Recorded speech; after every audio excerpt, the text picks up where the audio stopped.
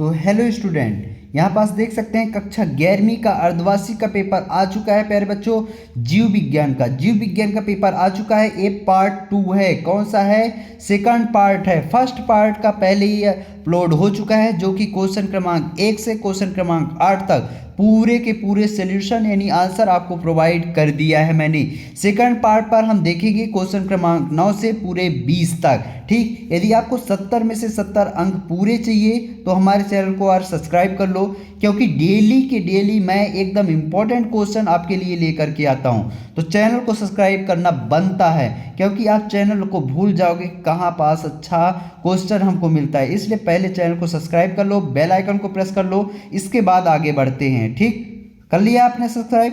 तो चलिए। और हाँ, हमारा व्हाट्सअप नंबर चाहते हैं तो लिखिए 62 67 68 54 99। ये हमारा व्हाट्सअप नंबर है।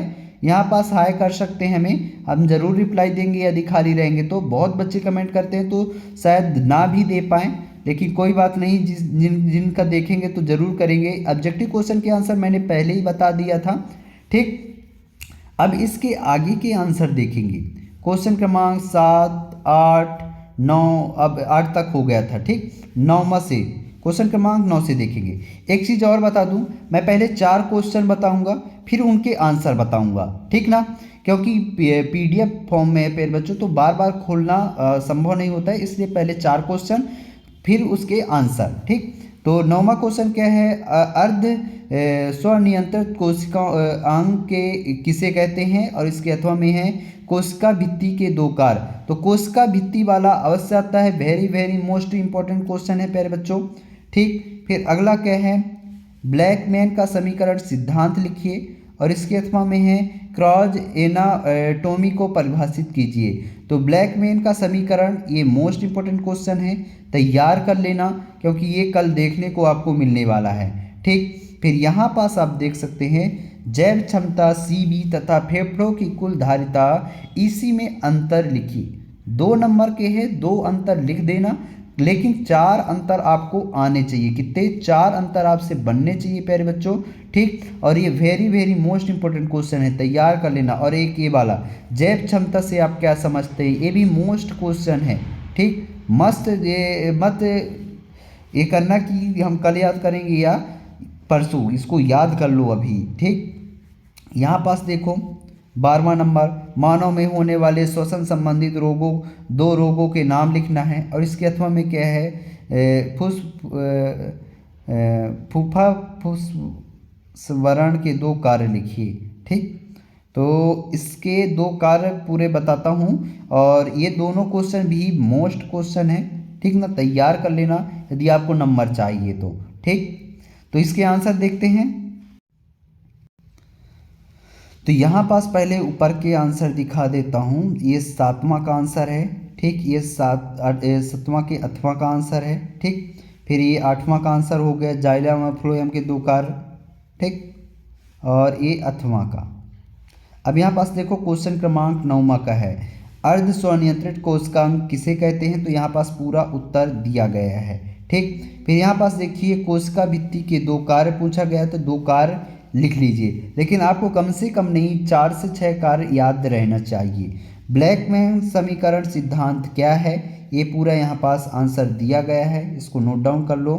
ठीक, फिर क्रॉस एनाटॉमी को परिभाषित करना है, तो ये परिभाषा यहाँ पास लिख सकते हैं। फिर यहाँ पास देखिए अगला क्वेश्चन 11वां नंबर, जैव क्षमता VC तथा फेफड़ों की कुल धारिता EC में अंतर। तो ये 2 अंतर यहाँ पास दिए गए हैं, बढ़िया अंतर बना करके लिख सकते हैं। जैव क्षमता से आप क्या समझते हैं? तो जैव क्षमता की परिभाषा यहाँ पास दी गई है। फिर यहाँ पास देखो मानव में होने वाले श्वसन संबंधित रोग, अस्थमा, ब्रोंकाइटिस, ये 2 रोग हैं, लिख लीजिए। फिर फुफ्फुसावरण के 2 कार्य लिखिए। तो फेफड़ों के घर्षण से बचना, और ये श्वसन क्रिया के दौरान फेफड़ों की संरचना को स्थिर रखना, ये यहाँ पास 2 कार्य हो गई। ठीक, फिर आगे क्वेश्चन क्या है? आगे क्वेश्चन यहाँ पास देख सकते हैं 13वां नंबर, एक बीजपत्री व द्विबीजपत्री पौधे में 3 अंतर लिखना है। 3 नंबर का है, ये 100% है कि कल आएगा। और एक ये वाला 3 लक्षण, एंजियोस्पर्म के प्रमुख 3 लक्षण लिखिए। ये दोनों मोस्ट क्वेश्चन हैं, ठीक, तैयार कर लेना क्योंकि कल देखने को मिलेगा। और एक ये वाला प्यारे बच्चों, ये तो अति महत्वपूर्ण मोस्ट क्वेश्चन है। यूकैरियोटिक, प्रोकैरियोटिक और यूकैरियोटिक कोशिका में कोई 3 अंतर, आपको कम से कम 5 अंतर याद होने चाहिए। और अथवा में क्या है, जंतु कोशिका का नामांकित चित्र, ये अक्सर पूछे जाने वाले क्वेश्चन हैं, ठीक, इनको याद करके जाना, ठीक बच्चों। फिर यहाँ पास देखो एक ये C4 पौधे में 3 अंतर लिखिए, ये वाला एक क्वेश्चन होगा कहीं। और इसके अथवा में है प्रकाश संश्लेषण की क्रिया को प्रभावित करने वाले 3 कारकों का वर्णन कीजिए। 3 नंबर का है, यानी 4 कारक आपको लिखना है अच्छे से। तो इसके आंसर मैं आपको बता दूंगा, ठीक। फिर ECG को सचित्र समझाइए और इसके अथवा में है मनुष्य के हृदय की संरचना को बताइए। तो हृदय वाला ये वेरी मोस्ट क्वेश्चन है, अच्छे से तैयार कर लेना। और हृदय पेशी की संरचना चित्र सहित स्पष्ट कीजिए, ये भी मोस्ट इंपॉर्टेंट क्वेश्चन है, इसी के अंतर्गत ये भी है ना। तो अच्छे से तैयार कर लेना। फिर यहाँ पास देखो अथवा में क्या है, केचुए के विभिन्न खंडों के नामांकित चित्र बनाना है, 4 नंबर का क्वेश्चन है, ये भी मोस्ट क्वेश्चन है, अति मोस्ट इंपॉर्टेंट क्वेश्चन है। एक ये वाला भी क्वेश्चन अक्सर आता है, क्रेब चक्र की क्रिया का ग्राफी निरूपण कीजिए। और इसके अथवा में है ग्लाइकोलाइसिस की क्रिया को ग्राफी निरूपण कीजिए, ठीक। तो इनके आंसर बता रहा हूँ, नोट डाउन कर लो। तो यहाँ पास आप देख सकते हैं एक बीजपत्री और द्विबीजपत्री में अंतर।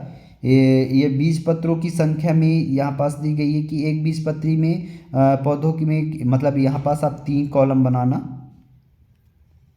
पहले में लिखना कारण, फिर दूसरे में एक बीजपत्री और तीसरे में द्विबीजपत्री। तो कारण में ये फर्स्ट आ जाएगा और एक बीजपत्री में ये और द्विबीजपत्री में उधरखंडी में ये चला जाएगा, है ना, ऐसे करके। और पत्तियों की सिरा प्रकार, जड़ प्रणाली, है ना, ये चीज़ 3 अंतर हो गए।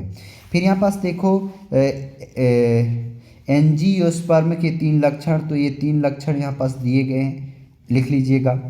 यूकैरियोटिक और प्रोकैरियोटिक में अंतर, तो कोशिका नाभिक के थ्रू, ऑर्गेनेल्स के थ्रू, DNA संरचना के थ्रू, ये यहाँ पास 3 अंतर दिए गए हैं विधिवत। जंतु कोशिका का जो नामांकित चित्र है प्यारे बच्चों, उसको आपको अपने बुक वगैरह में देख लेना है और वहाँ से करना है। C3 और C4 पौधे में अंतर था प्यारे बच्चों, C में नहीं था अंतर, क्वेश्चन में थोड़ा गड़बड़ है वहाँ, C3 और C4 में। तो ये प्राथमिक उत्पाद, है ना, के थ्रू, एंजाइम भूमिका के थ्रू, प्रकाश, तापमान, ये 3 पॉइंट हैं। ये C3 में पहला पॉइंट और C4 में पहला पॉइंट, ये C2 में दूसरा पॉइंट और C3 में, और ये C4 में दूसरा पॉइंट, ऐसे करके आपको लिखना है ना। प्रकाश संश्लेषण को प्रभावित करने वाले कारक, तो ये 2 कारक हो गए, ये तीसरा कारक हो गया। 16वां नंबर ECG का सचित्र वर्णन करना है। तो यहाँ पास आप देख सकते हैं ये सारी चीज़ें, चित्र आपको स्वयं बनाना है, बुक वगैरह में देख लेना। मनुष्य के हृदय की संरचना, इसको भी आपको स्वयं करना है प्यारे बच्चों, इतना आपको लिख लेना है। और इसके बाद ये जो चित्र वगैरह है वो अपने बुक से देख करके बनाना है। हृदय पेशी संरचना, इसके भी यहाँ पास संरचनाएं वगैरह दी गई हैं, पर चित्र नहीं है, चित्र आपको अपने बुक से है। बाकी थ्योरी वाला जो है, मतलब जो लिखना है वो चीज़ें यहाँ पास आप देख सकते हो, कार्य वगैरह भी लिख देना, चित्र जो है वो अपने से बनाना, है ना, बुक में देख करके। फिर इसके अथवा का आंसर, केचुए के विभिन्न खंडों का नामांकित चित्र, तो जो लिखना है तो यहाँ पास लिखा हुआ है मुख्य खंड वगैरह, और जो चित्र है वो आपको अपने बुक से देख करके सीख लेना है, ठीक।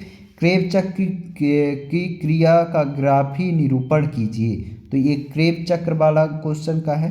तो ये सारी चीज़ें, मुख्य चरण वगैरह सारी चीज़ें दी गई हैं। ग्राफी निरूपण को जो है, ग्राफी निरूपण, वो अपने बुक वगैरह में देख लेना कैसे निरूपित किया गया है। ग्लाइकोलाइसिस की क्रिया का ग्राफी निरूपण, तो ये कुछ चरण वगैरह दी गई हैं, लेकिन जो ग्राफी निरूपण हैं वो अपने आप बुक में देख लेना, ठीक। फिर यहाँ पास देखो प्रश्न क्रमांक 19, रक्त के के जमने की क्रिया को क्या समझाना है। और इसके अथवा में है मनुष्य के हृदय में आवेग का संवहन किस प्रकार होता है। ये 4 नंबर का है। रक्त का थक्का वाला वेरी मोस्ट इम्पोर्टेंट है, इसको आप छोड़ भी सकते हैं लेकिन ऊपर वाला तैयार कर लेना। फिर परजीवी प्लेटेस्टिया के 4 विशेष लक्षण बताना है, ये भी मोस्ट इम्पोर्टेंट क्वेश्चन है। ठीक, और एक ये वाला क्वेश्चन पोरीफेरा संघ के प्रमुख 4 लक्षण, ये भी अति मोस्ट इम्पोर्टेंट क्वेश्चन है।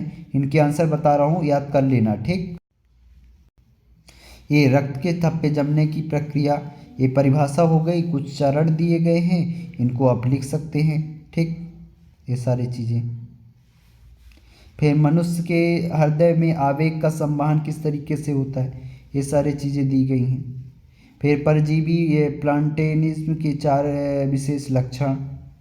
फिर पोरीफेरा संघ के 4 लक्षण। ठीक, तो इस तरीके से हमने पूरे आंसर बता दिए हैं, है ना। क्वेश्चन क्रमांक 9 से लेकर के आपके 20 तक बचे थे, तो पूरे आंसर हो चुके हैं। पार्ट 1 पर आपको मिल जाएगा क्वेश्चन क्रमांक 1 से लेकर के 8 तक। ठीक, तो जाइए और देखिए और अच्छे से तैयारी कर लेना। तैयारी करने में कसर मत छोड़ना बच्चों, एकदम जितने क्वेश्चन मैं बताया हूँ कल देखना, बहुत सारे क्वेश्चन आपको देखने को मिलेगा। आप बड़े आराम से 50 से 60 नंबर ले आएंगे यदि पूरी तरीके से अच्छे से लिख करके आएंगे तो। ठीक, मिलते हैं अगले वीडियो के साथ, तब तक लिए जय हिंद जय भारत।